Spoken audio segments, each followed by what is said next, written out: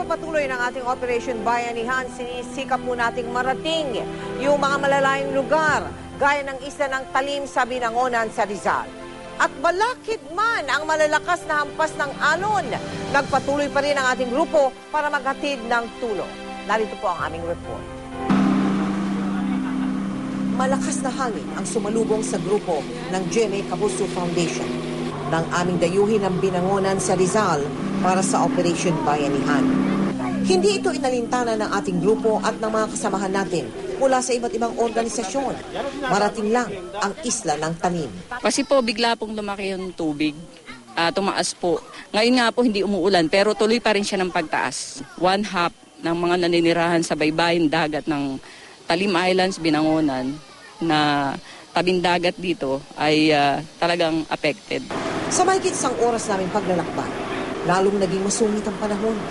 Ang bangkang aming sinakyan, tila ba tataob na sa lakas ng hangin at taas ng alon. Kaya naman, laking pasalamat ng aming grupo nang makarating na kami sa isla. Dito muli naming nabisita ang batang si Adrian Volante na minsan nating natulungan na magkaroon ng hearing aid. Sinalanta rin sila ng kanyang pamilya ng hagupit ng habagat. Pero napagtanong po talaga kami kasi hindi po kami nakapaghahanap buhay, hindi po kami nakagawa ng papag. Si Aling Doray naman, dahil sa pagtaas ng tubig sa kanyang tirahan, napilitan ng lumikas kasama ang 6 niyang anak at mga apo sa Kaitome Gulod Elementary School. Ang pinakamataas po kami dito lubog noon, 1972 noon, kami lubog talaga. Siyam ang baitang ng aking bahay lubog. Ay ngayon po nauli. Napakahirap ang aming trabaho.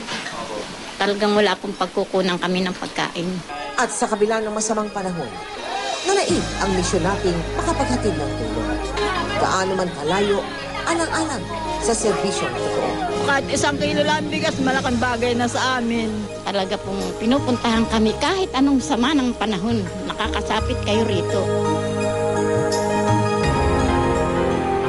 Sa kasalukuyan, nakapagbigay na po tayo ng halos 200,000 relief packs sa mga biktima ng hagupit ng habagat at patuloy din ang mga nagpapaabot ng tulong sa ating mga kababayang nasalanta.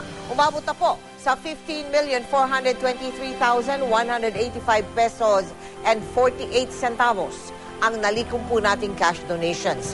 Kabilang sa ating major cash donor ay ang Philippine Veterinary Drug Association at ang BankNet Incorporated. Nakalikom din tayo ng donations in kind na nagkakahalaga ng 4,512,091 pesos and 24 centavos. Taos puso po kami nagpapasalamat sa lahat ng nakipagtulungan para makapaghatid tayo ng tulong diyan sa Rizal. At hindi pa man po ganap na nakakabangon mula sa hagupit ng habagat. Eto't nagdudulot na naman ng pananalasa ang bagyong Helen. Sa kasalukuyan po ay nagtungo na ang GMA Kapuso Foundation teams sa mga bayan ng La Union at sa Zambales. Kaya kami po'y patuloy namang kumakatok sa inyong mga puso para sa delata, sa bigas, sa kumot, sa tsinelas, at iba pang relief goods para ating tuloy-tuloy na Operation Bayanihan. Para po sa inyong mga donations, maaari kayo magsadya sa aming tanggapan o magdeposito sa aming mga bank account o sa anumang sangay ng Cebuana Luwalier o mag-log on sa www.kapusofoundation.com.